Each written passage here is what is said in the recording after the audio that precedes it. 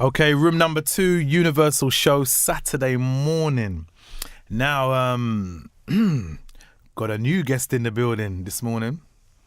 Fresh, never been on the show before. And it's nice to have him here this morning from sunny Brighton.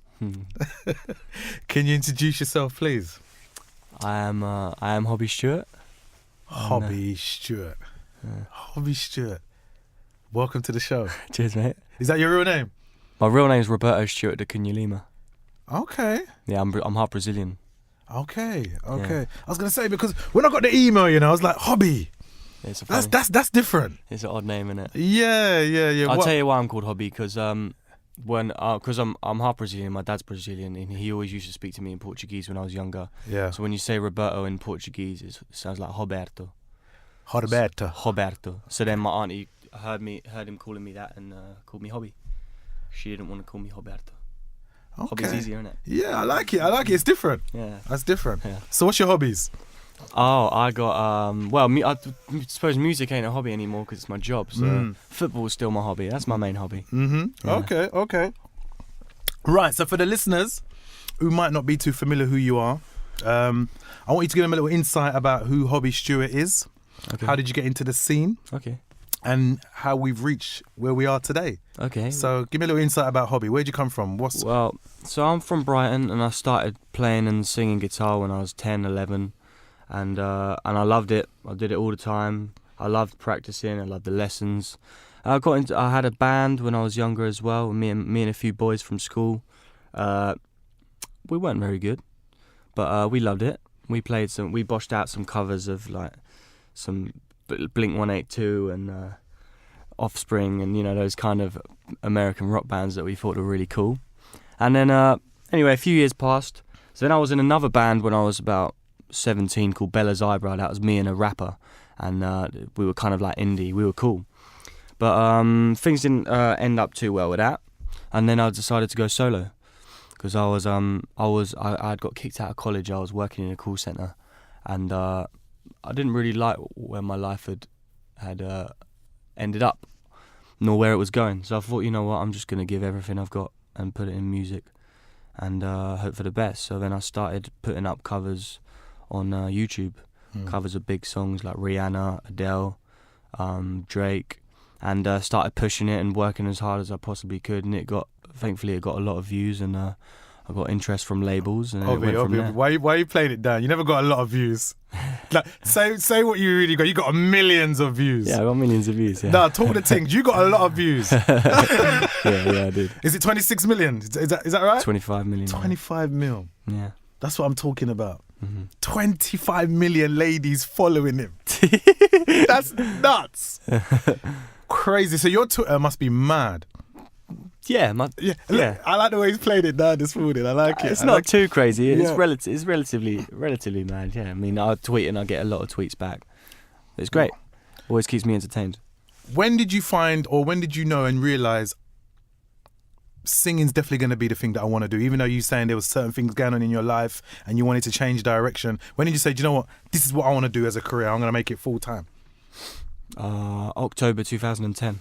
Right. What was the turning point? I just really wasn't happy. I just kind of reached a point where I didn't really know what to do with myself, and I realised that the only thing I'd ever put any effort into is music, and so I just took it from there. Okay. And that was, and then from that point on was literally all I think about. Really. Some of your musical inspirations, Hobbie? It goes from my very early times of my life, a big band called Oasis. Probably heard of them. Mm-hmm. And then lately, artists like Drake and The Weeknd, and then for my teen years, like Justin Timberlake, Chris Brown, Usher. Okay. So what do you feel like you're going to fit, or what do you think you're going to bring to this music industry right now that doesn't already exist? Because, I mean, where do you see Hobbie fitting in and taking a space that, that's void? I think I've got a real British feel to my music, but I've got a lot of American influences, like I said. So it's kind of like, it's a bit Drakey and Weekendy, but kind of a bit more pop, a little bit more organic as well. I also love Bruno Mars he's had an influence of me as well. So it's kind of like an interesting mix that I don't think anyone else has got in terms of my influences and who I'm trying to be like. Yeah. How do you see like the UK scene at the moment? How you feeling it? I think it's great at the moment. I mean, I always liked it, but particularly now, it's interesting. There's a lot of producers kind of in the charts, isn't there? Yeah, definitely. Like, it's just taken over. Yeah. But they're producing great music, so. Definitely. If you've just locked on, we have got Hobbie Stuart in the building, brand new artist, 2014. Now, let's talk about your new single. When I heard it, I was listening to it and I was like,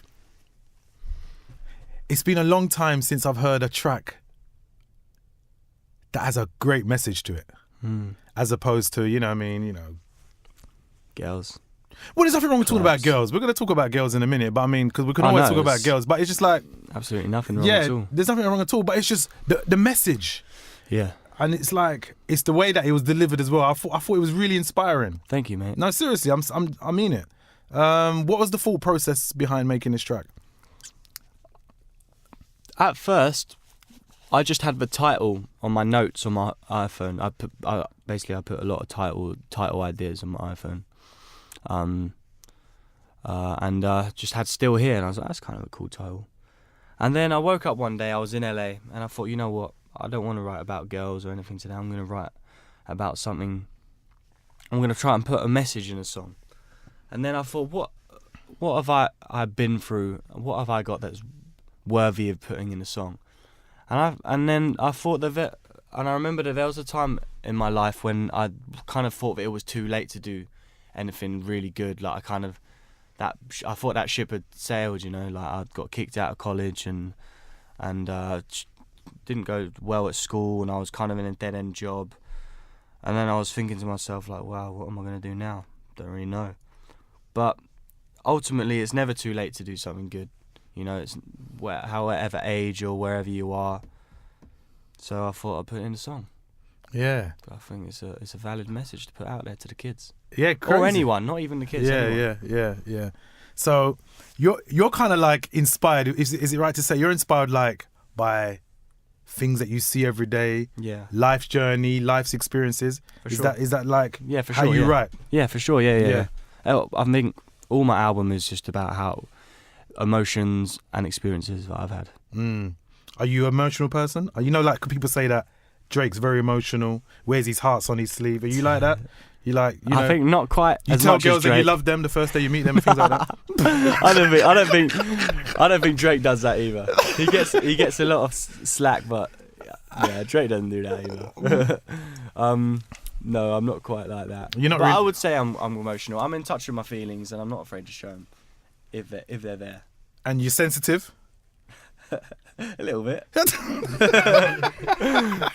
As much as a man should be. Okay. All right. Do any of your personal relationships that you may have or do they come out in the things that you talk about in your music? Yeah, for sure. They do? Yeah. How much so? Well, there's a couple of songs that are about my ex-girlfriend, I suppose, on my album. And a couple of songs that are about girls that I've had things with.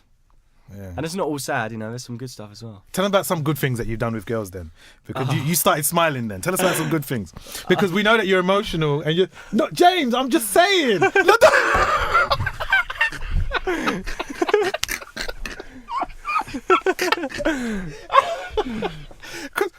Come on, while we're here, it's Saturday morning. They want to know these things. Come on, man. What's some of the good things that you've done? I mean, you know, taking them, you know, to buy Haagen-Dazs ice cream. What else have you done? What good things are you talking about? You know, mate, just this and that. Hobbie Stuart is going red right now. I don't even know what I've done, you know. I don't know. Come on, man, share some stories this morning. All right, tell us some bad things then, because you're saying like an experience with your ex-girlfriend. So you've spoken about it in a song. There might be a sad song where I just miss my ex-girlfriend. So I wrote about it, that's all it is. Simple as that. Special K. Hobbie Stuart in the building, man. Forthcoming album. Yeah. When's that coming? You notice I just moved on simply. You know, isn't it? Yeah, I like it. Yeah, go on. It's coming in June or July. Okay, what can we expect from the album? Just lots of big tunes. Different kind of songs. There might be a club song. There might be an acoustic song. There might be a kind of, you know, some up tempos. Just a mix of everything that I love. All right. You know, I go into the studio and I just want to make something that I love. I don't really feel like I have to do this song or that song, or, you know, be Well, confined. that's something I wanted to ask you about. Like, you know, do you feel like, you know, sometimes under pressure because of whatever may be trending within the scene in the UK, do you feel like I might need to make music steered towards that direction? Or do you just solely make music that you like with the hope that the fans gravitate towards it? A bit of both, really. I mean, because I've got influences that are very now and in, so naturally my music might sound a bit more like what's going on now, which is a good thing. That's not because I feel like it has to. That's just because I love it. I love what's going on at the moment. What was it? Why the reason? Why Gets? What made you reach out to Gets? Because basically, you see some collabs these days, yeah, and you just think, right, how did that come about? Like, a lot of collabs just happen because the label get in touch with their label and pay them some money, and then that's that. But I really didn't want a collab like that, and I didn't need a collab like that. If I have any collabs on this album, it's got to be natural and organic and come from nothing corporate. Because the album is about what I've felt and where my life has gone up until now. So then, I've been a big fan of Gets for a long time, since I was like 14, 15. So I needed a rapper on the song, and I thought, why not Gets? How did you reach out to him? Was it through Twitter? I just sent him a DM. Okay. Because I had met him a couple of years ago through Jamal Edwards. I had sung on a Gets song, and so that I had that already. I had that connection with him, and we'd done a song and got on well. So then I sent him a DM like, "Hi mate, I got a tune for you. Would be great if you could feature on it. Hope you like it." Sent it to him, and he was like, "I love it." And then we recorded it that very week. Wow. Yeah. Wow. Love it. So, album, we spoke about that this morning. Any other ventures or pursuits that you have outside music that kind of occupies your time, or is it just solely music that you're interested in? You got any other things that I love football. I love doing football, and I play football as much as I can with my friends, and because not only is it healthy, it's good for the mind and soul, and it's a good social thing as well. I see my boys. Yeah. You know, it's not often that everyone can get together these days. You know, everyone's got things going on, so football is a great way to bring everyone together. And would you be going off to Brazil this year for the World Cup? Back at your hometown? I would love to, but I don't know how busy I'm going to be. Hopefully I'm busy. Hopefully things go very well, and I'll be too busy doing this, that, the other. But, you guys have one of the best ladies in the world, you know. Brazilian? Yeah. Yeah. Without a doubt. Yeah, some wonderful girls. Yeah, God really knew what he was doing when he was billing ladies in Brazil. Yeah, I know. No, seriously. How often do you go back to Brazil? I go there. Well, since my dad moved back over to Brazil when I was 6, I've been there twice a year, every single year. But up until recently, these last few years, I've only had time to go once a year. But all in all, I've probably spent like 4 years of my life in Brazil added up. Okay. I spent a lot of time there, and the girls. What's the music scene there like? What are they into out there? Oh, they're into.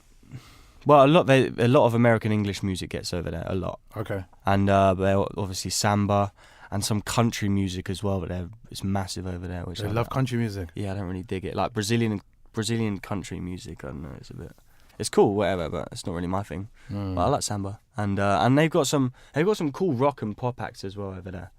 They got a lot of things. It's a massive country, so there's obviously going to be a massive variety of things going on. Okay. Have you done a show recently? Was it recently at the Coco? Was it Coco recently? I've done Coco 2012. Last year I played at the Garage in Islington. Okay. How did that show go? Great, sold out. It went great. I loved it. How do you find performing, as opposed to being in the studio? I find it I'm very comfortable, natural, and I enjoy it. I just love it. Yeah. It's great, just seeing your music affect people, and it's great. Yeah. Cool artist, Pav. I like his vibe, I like his vibe. Yeah, man. You're nice and chilled. Are you feeling it today? You like the Universal show? Yeah, I like it, mate. You all right? Really nice chat, yeah. Yeah, nice chat. Yeah. Nice chat. And we haven't even spoke about girls yet, really. We haven't really spoke about him, man. But yeah, it's nice to have you here, man. Yeah. When you come back Nice to again? be here. When you come back again? Back to Back to the show. When you come back to the Universal show. Yeah, when you come back, man. Maybe the next single. Next single? Yeah, Definitely like to have you here, man. makes sense. Yeah. So can we do a quick couple of fire questions before you get out the door this morning? Do you know I haven't done this for a long time, so it'd be good to do it this morning. Of course, yeah. Okay. Let's see. Cheryl Cole. I like this question. Yeah. Gabrielle Union. I don't know I'm not familiar with the second person. You're not familiar with Gabrielle Union, no? Do I look stupid now? What is she No, in? no. Pav, you don't know her either. She's in Bad Boys. What, is she in a film? Is she? Is she in Bad Boys? Black girl. Yeah. Yeah. Is she in Bad Boys? Yeah. I don't even remember her being in there. Oh, shall I do an easier one then? Shall I do an easier one? Yeah, but Cheryl Cole or... Rihanna. Oh, that's a good question. I would say... they both got great things going on. I think I'll go for Cheryl Cole. Cheryl Cole. Yeah. After the tattoo though. Oh yeah, you know what? Oh, Rihanna. wow. Rihanna, I'm not really feeling that tattoo. Oh, yeah. True. Yeah, it's a bit scary, that tattoo. Okay. It's a bit unnecessary. Yeah, I'll go for Rihanna. So you say Rihanna. Yeah. Yeah. Okay. Coke, lemonade. Lemonade. Okay. One more. Should we do one more? Yeah. Okay. Oh, here's a good one. Megan Fox, Ailey Berry. Katy Perry? Katy Perry, Did you say... Who did you Ailey say? Berry. Oh, Halle Berry. Yeah. Oh, wait. Okay, Halle Berry. All day. Yeah. Oh, there you go. Easy. Katy Perry as well. Yeah. No. She'll get it. Certainly. All three. Yeah. It's all good. Listen, any information where the listeners can correspond with you, Twitter, all that good Twitter, stuff, give it out this morning, just- Instagram, whatever you're on. Twitter's just Yeah. at Hobbie Stuart, HOBBIESTUART. Facebook, just search up Hobbie Stuart, I'm there. Yeah, Okay. that's it. That's all you Cool. need to know. Excellent. Ladies, and he's recruiting. He's got over like 25 million followers on Twitter. Not that many, mate. What are you talking about? That's how many views I've had. It's something very different. 25 So million if followers. you want to be that 25, it's all good. It's not quite that amount. I'm He's afraid. recruiting. He's recruiting. I am recruiting though. Damn, I have to pay for followers like that. He's just getting them just like that, man. Hobbie Stuart, can you introduce your single, please, this morning? I am Hobbie Stuart, and this is my single "Still Here" featuring Gets. Hope you like it.